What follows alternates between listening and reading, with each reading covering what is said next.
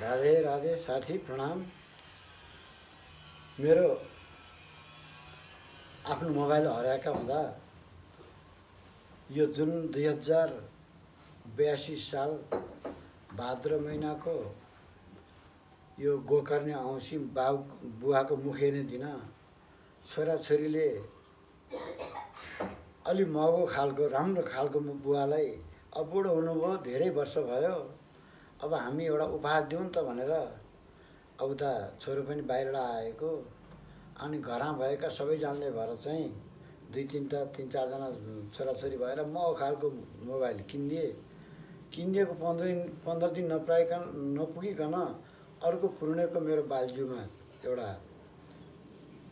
भक्त कहाँ एउटा सम्मेलन एउटा कुनै भेटघाटको अर्थात् उहाँको एउटा कथा उपन्यासको विमोचन गर्ने दिन थियो साथीको।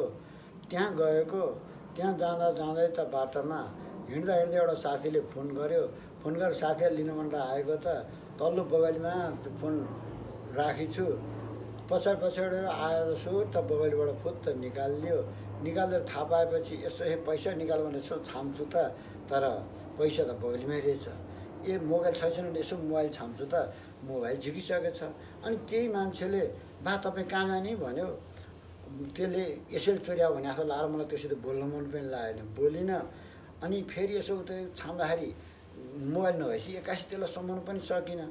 न साथीलाई दिएँ कि भनेर हत्तपत्त साथीले गएर सोधेँ, ए साथी मैले चाहिँ नि मोबाइल तपाईँलाई दिएँ कि भनेर सोधेको त ओहो तपाईँ त लानुभएछ, छैन मलाई दिया भनेपछि तुरुन्तै आएर अनि त्यसलाई समाएर मेरो मोबाइल त लिइस् लिए भनेको त अनि उल्टो मलाई हप्कायो। त्यस कारणले गर्दा साथी हो बडा हिँड्दाखेरि होसियार गर्नुपर्ने रहेछ। अब मेरो त यसै गरी 15 दिन पनि नराखिकन हरायो, तपाईँहरू बडा सचेत हुनुहोस्। त्यसैले अब हिँड्दा कतै बाटोमा हिँड्दा अहिले बडा चोर फैलिरहेका छन्। म यता पुलिस चौकीमा रिपोर्ट दिनु भनेर गएको दिन जाँदाखेरि त ल मेरो हरायो भनेको त अरू 3-4 जना हरायो भन्दै जान्छन्। कहाँ हरायो भन्दा कोही बसमा हरायो भन्छन्, कोही बाटोमा हरायो भन्छन्। त्यस कारणले गर्दा बडा सचेत हुनु। म त यसरी बेहोसमा परेर बगलीबाट पाकेट मारे तपाईँहरूको नहराओस्। यसरी बडा होसियार हुनुहोस्।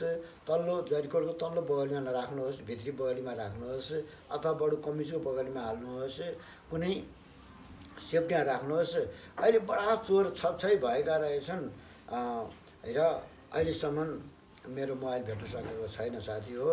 त्यसै विषयले गर्दा अब मेरो त हराएर तपाईँहरू पनि होसियार हुनको लागि सबैले मान्छेको डिटेल्स पत्ता लगाइसक्यो। अब केही पत्तो लाग्लास्तो भइरहेछ। अब जे होस् म त दुःख पाएँ हजुर दुःख नपाउनु होला, बडा पहिले होसियार गर्नु होला। प्रणाम।